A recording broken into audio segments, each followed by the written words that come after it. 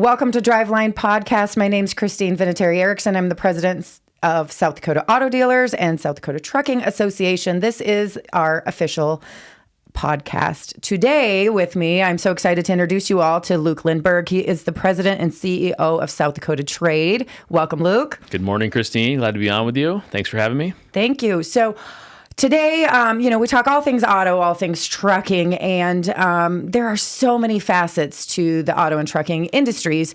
And one of the things that you recently kicked off within the last year, and we've seen it flourish, is South Dakota Trade.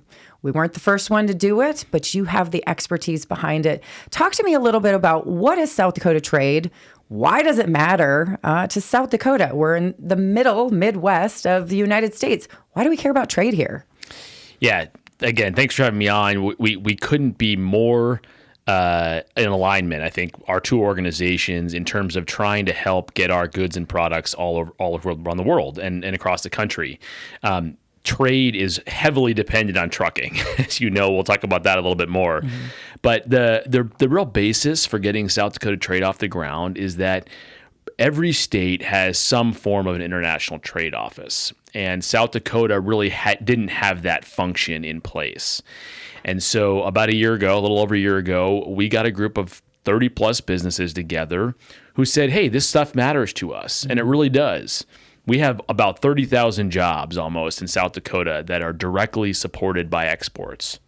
We're the second highest state per capita for agricultural exports, for example. So we continue to be a powerhouse in that space. Wow. In reality, about 10% of the state's economy is directly attributable to international trade. So we're talking about some serious numbers here that really do have an impact on the livelihoods of folks here in South Dakota, on the jobs, the high quality jobs people have. But at the end of the day, we do have some struggle areas. I always say, if you're not at the table, you're on the menu. Oh, for sure. And we've been in a place where we haven't been leading on this issue set, and now we are. And I think we're starting to see some good progress, and certainly collaborations like the one that we have help us to tell that story more effectively, help us to continue to build upon the successes we have had, but then look to the future to find new ones as well. Okay, so why was this important to Luke Lindberg? Why start this organization? I obviously know your background, but let's tell our listeners, what's your background that you felt, I'm Luke Lindberg, I'm going to start this and I'm going to lead. This is so important to jobs. It's important to our economy. It's a huge challenge to take this on from scratch. You started from scratch. I never aspired to be an entrepreneur. I can tell you that right now. And I think my career up to this point really articulates that. I mean, again, I'm not kind of the creative business type. I'm not the Silicon Valley guy or the John Mayer of the world, right, who has these great ideas. I'm kind of an executor is the way I look at myself. And my career has always been at the nexus of business and government. Mm-hmm. I feel that way, and largely in the international space. Right. And so I do think I bring a somewhat rarefied skill set in South Dakota. There aren't that many people that have traveled to as many countries and things that I've been to. And so when God calls you into that right opportunity, it was really a bullseye for me. Mm-hmm. So a little bit about my background. I started my career at IBM in the global business consulting space and helped U.S. government agencies, one of which was the U.S. Agency for International Development, implement programs globally, worldwide.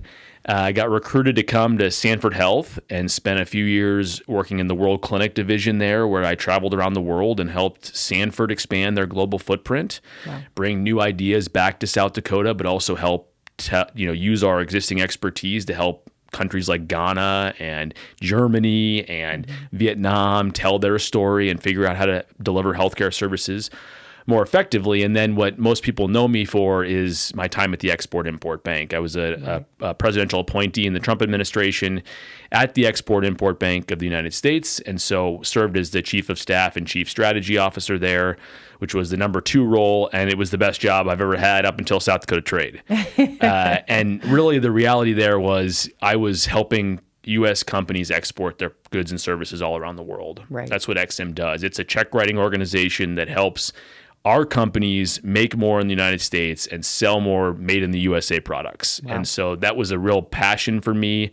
I felt very fortunate to have had that opportunity. And so coming back to South Dakota, it was a great fit because what we're doing today is we're taking those same ideas and we're helping South Dakota companies, a lot of small businesses. Yeah. I mean, our most of our programs are really not for major big commodity agriculture. They're designed for mom and pop shops who want to start exporting their products or get to that second or third market that they've never been to before.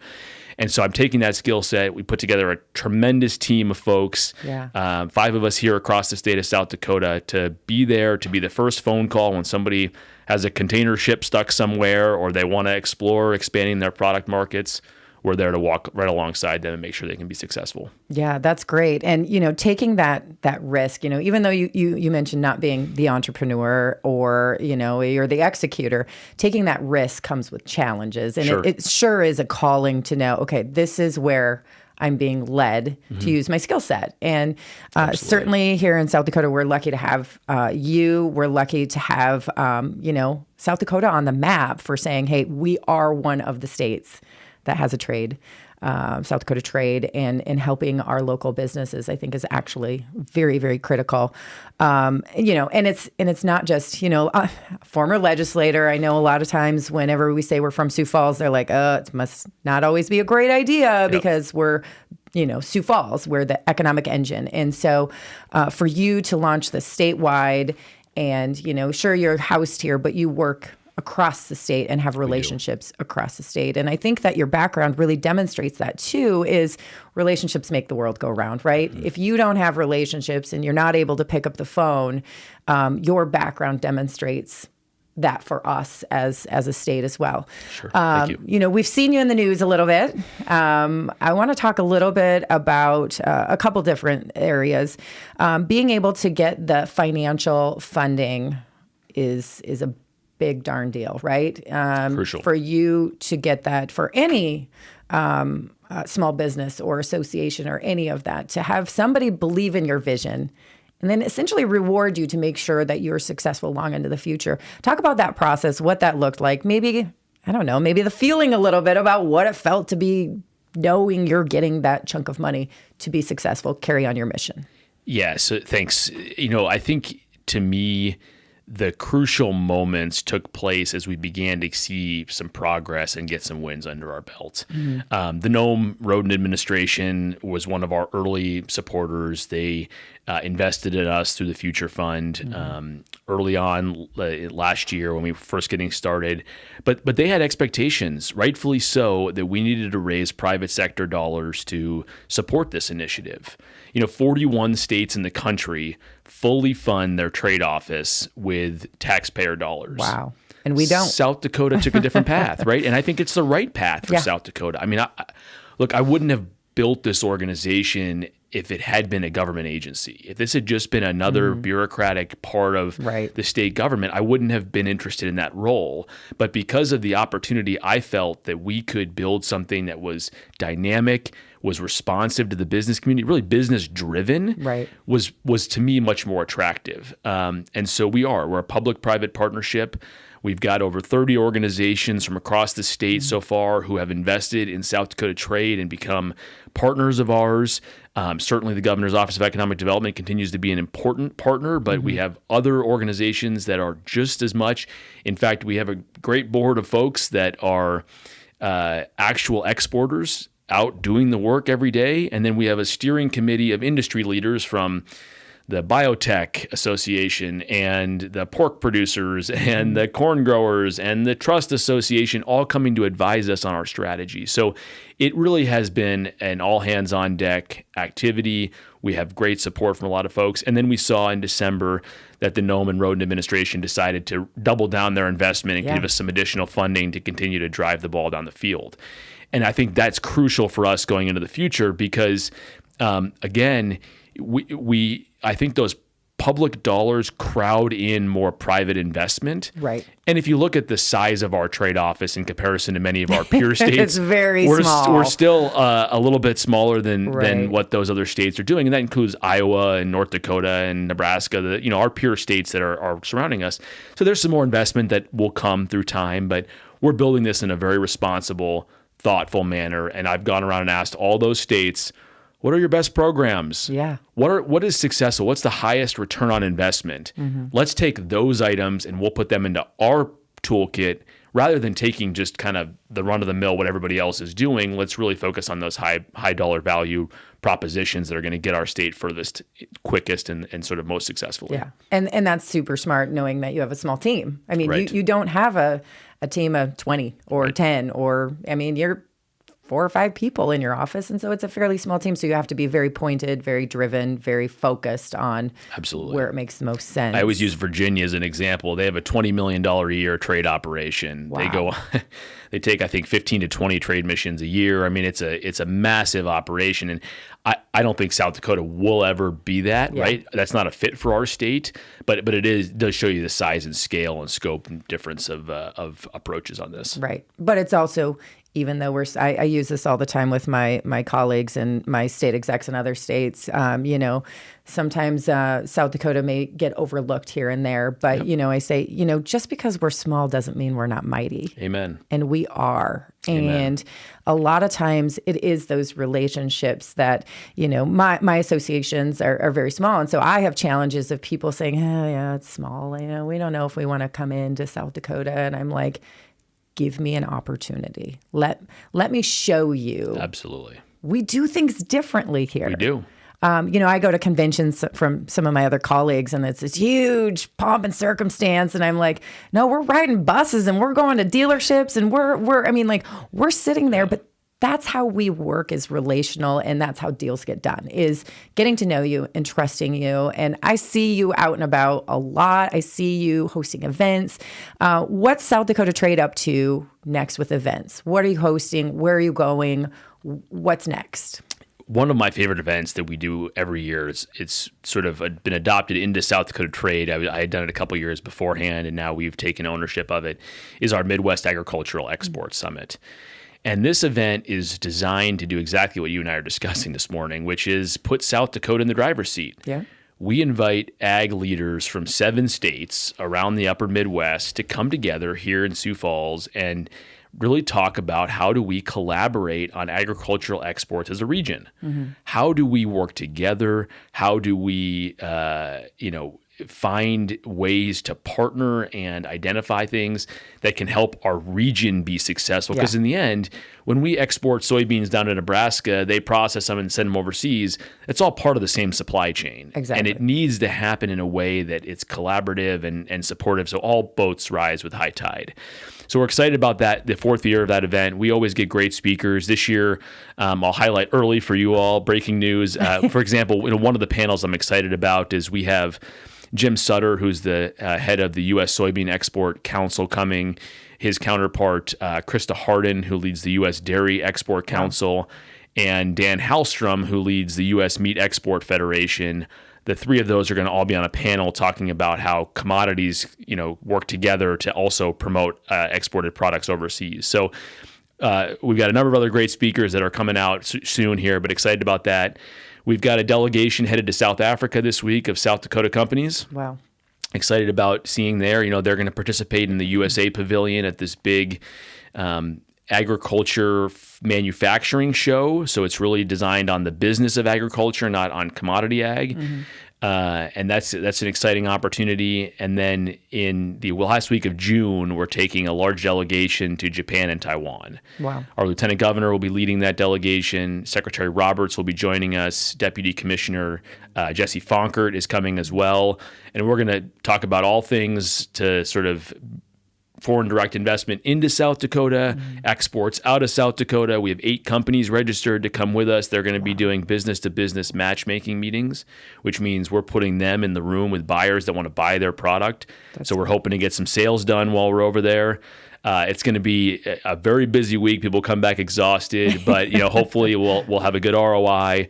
We'll get good sales done, and we'll build relationships that'll help South Dakota companies enter those markets for the generations to come. That's really the goal there. Wow, that's great. That's exciting, and I think it's exciting for our state to be able to have those opportunities that didn't exist just a year ago. They really didn't.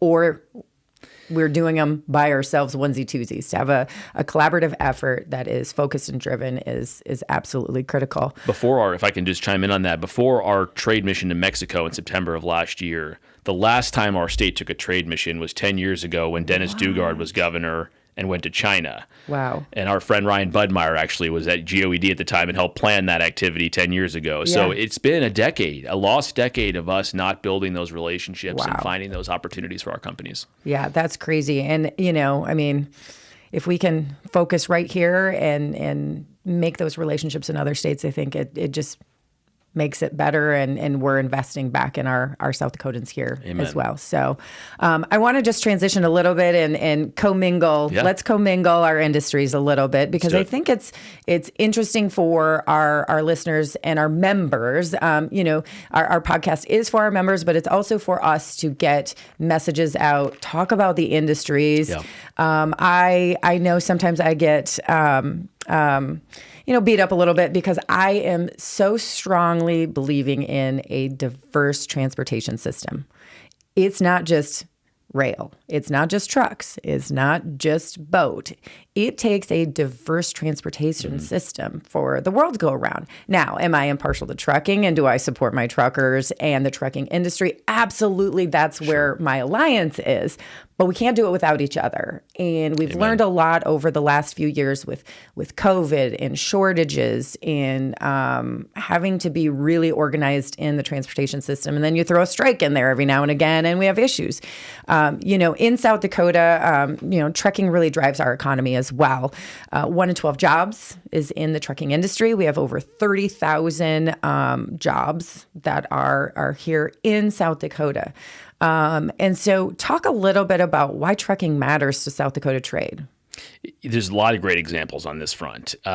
One that I'll highlight is we have a shortage of access to rail for containerized exports. So people always think about those shipping containers they see on those big ships. And we just had a USD Coyote Business Consulting team come do a study for us.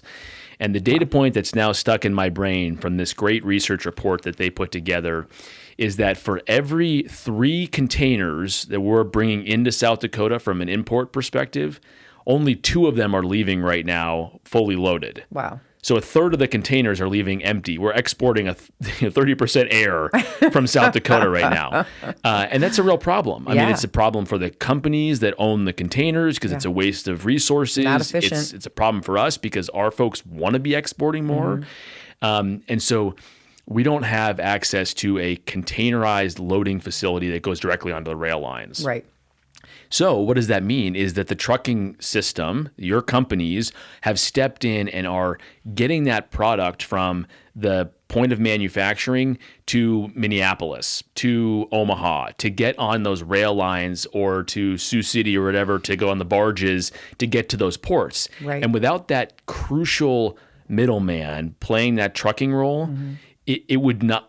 Our ability to export product would be zilch. I mean, we wouldn't be able to do what we do today, let alone grow our business. And there's some exciting growth opportunities on the horizon for South Dakota.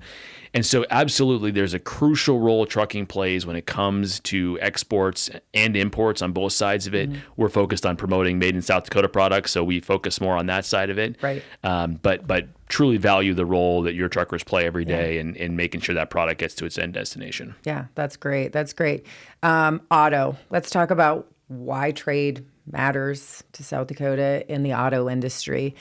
We are very fortunate at South Dakota Auto Dealers. We have 100% of franchise dealers that are members of our association. However, we also represent power sports and RVs and independent dealers. So whether it's a franchise, independent, RV, power sport, we represent them all for that. So we talked a little bit as we were preparing for this about tariffs and why that matters and how hot the EV topic is. And in South Dakota, we're just not early adopters in that EV market. But share the story we talked about earlier in regards to that, because I think it's really fascinating. And I think it's important that we're also protecting the people right here in South Dakota as well. Absolutely. People don't think really talked about supply chains or tariffs before 5-6 years ago. The way, I mean, now it's a kitchen table topic almost. And so it's interesting because it's very esoteric and easy to get lost in the you know, details of what they actually entail. But most people recognize that President Trump was the one that implemented tariffs on a lot of specifically Chinese products coming into the United States. And today, President Biden has maintained those tariffs. And so I think one of the great success stories under that trade regime between the two administrations has been specifically in managing the potential influx of cheap, highly subsidized Chinese EV cars into the United States. Right. If you look at Europe or other markets around the world that don't have those protective tariffs, what we're seeing is that China has subsidized their EV market. They've subsidized the battery manufacturing, they've subsidized the actual auto manufacturing, et cetera. And those cars are going to markets and they're actually displacing the domestic production of vehicles. So we've actually done a pretty good job of protecting Ford and protecting GM and protecting other American-made manufacturers of cars who your dealers buy from. Right. I can tell you, the Chinese don't go through auto dealerships to sell their cars. They oftentimes go direct to consumers, right? They bypass that middleman. Which is a problem. And so I think one of the great success stories in terms of international trade in the last 6 years has been the protection of American jobs that directly support the development of cars here in the United States.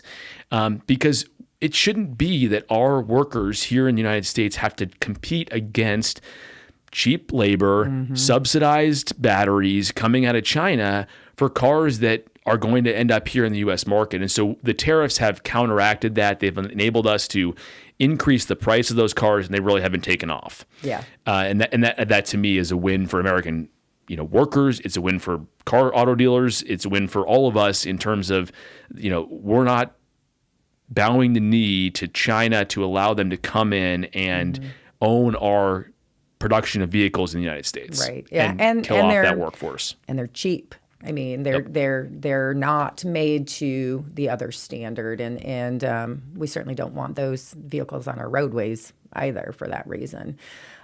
So very fascinating. I think, just hearing that and knowing what that means to South Dakota. I mean, before, we've been friends for a long time. And when you started this role, I remember we sat down at Josiah's downtown and had coffee. I'm like, why do we care about this? Like, talk to me about this. And so I have learned so much about the trade market just through you and your vision and passion, that I can't wait for others to hear your story, hear our story, hear, when I say our story, South Dakota's story on how this is really changing the economy. It really is making a big impact. And so, that's your vision with your team and the folks that are investing in that, I think is big. So, what's next? What's next for Luke Lindberg? I know you're traveling a little bit. I know you just came back from a family trip, and you've got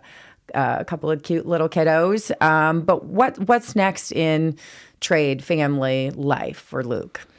Well, if I could share one success story first, if that's all right. I think it demonstrates what a great opportunity there are great opportunities are for South Dakota companies right here. So the one that we frequently featured is Advanced Sunflower out of Huron, and they've allowed us to kind of tell this story.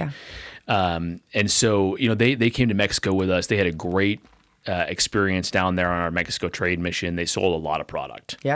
38 rail cars worth of product is kind of what they've shared. And so they are now expanding their rail yard at their facility in Huron to help meet the demand that they're generating for sunflowers down in Mexico. And I just think that's a wonderful story because it actually shows that this is how economic development happens. And that sometimes foreign buyers are willing to pay a higher price than domestic buyers are for certain products like sunflower seeds. They have a different use for them down there than we use them for here. And so those are the kind of things we want to continue to just share and encourage other people. The other thing is the U.S. Small Business Administration estimates that 41% of companies in America have a potentially exportable product. So if you're walking down the main street in Huron or Mitchell or Lemon or wherever you are in South Dakota, Aberdeen, if you count 5 businesses, 2 out of those 5 businesses should be exporting their product, according to the U.S. Small Business Administration. Wow. Yeah. It's amazing, right? And I think the number is actually closer to 12% that are actually actively exporting right now. Wow. Well, we're here to help those other 3, whatever it is, that we need to get into the business of exporting. So that's part of it. When it comes to me personally, this has been a tremendous opportunity. I mean, there's a lot of room to grow here. Again, I've talked about from a development of the organization perspective, there's the client service side, which I think we're doing a great job at. But we just hired a new director of business engagement, whose job, Rachel Wheeland. She's tremendous. She's been a longtime staple in the Sioux Falls community, knows a lot of folks, but she's going to recruit more companies to help us close that gap between the 11 to 12% that are actively exporting today and that 40% that we're trying to get to, by recruiting companies, telling our story, meeting with folks, figuring out what their problems are, helping them understand the programs and services we have to offer. So there's a lot of building blocks, foundational elements that I'm excited about doing. On the home front, my kids are 5 and 7. They're great. We're exciting ages. My wife has recently launched her sort of music singing career in addition to her day job. So if you want to listen to Evelyn Riley, check her out on Apple Music and Spotify and everything else. She got her first song out there. I'm very proud of her for that. Oh, great. It's been a lifelong passion of her to be a singer-songwriter. Yeah. She went to school in Nashville and did some work down there, and she finally had enough songs that she had personally written, she loved, that she spent some time in a recording studio and has begun to put them out into the ethos for everybody else to listen to. And I don't know, it's very, very neat for me to sort of be a part of that. And I wrote one line in one song out of the 9 or 10 she's recorded so far, so that's my only major contribution to her work, but it's pretty exciting. And I've got a chance to listen to her. I used to run our MOPS at church, and we went to the same church, and she had, this was long before you were in the picture, sure. But she had come and done worship with our MOPS group and nice. with another couple gals. And so I've had the opportunity to listen to her. So she's fantastic. So I'll have to check that out. Yeah. Thank you for being here. I mean, let's do this again. I think that we're going to have to do another update as you continue to deliver, as you continue to have those wins. Let's continue talking and Amen. Also working how our auto and trucking industry can be a part of South Dakota Trade and what we can do to making sure that people don't forget about South Dakota, that we are mighty. We're small, but we're very mighty. And it's because the people that live here and our small businesses that are here that make South Dakota the great place to live, work, and play. So that it is. And I couldn't agree with you more. When people show up here, when they come visit us, when they see what we have to offer, when they look at the business climate we have, we're second to none. Yeah. And it's kind of the hidden secret, but let's not keep it hidden too long. Exactly. I love it. I love it. Well, thank you, Luke, for being here. And thank you all for listening in to Driveline Podcast here. This is Luke Lindberg, President, CEO of South Dakota Trade. And I am Christine Vinatieri-Erickson, President of South Dakota Auto Dealers and South Dakota Trucking Association. Thank you and have a great day.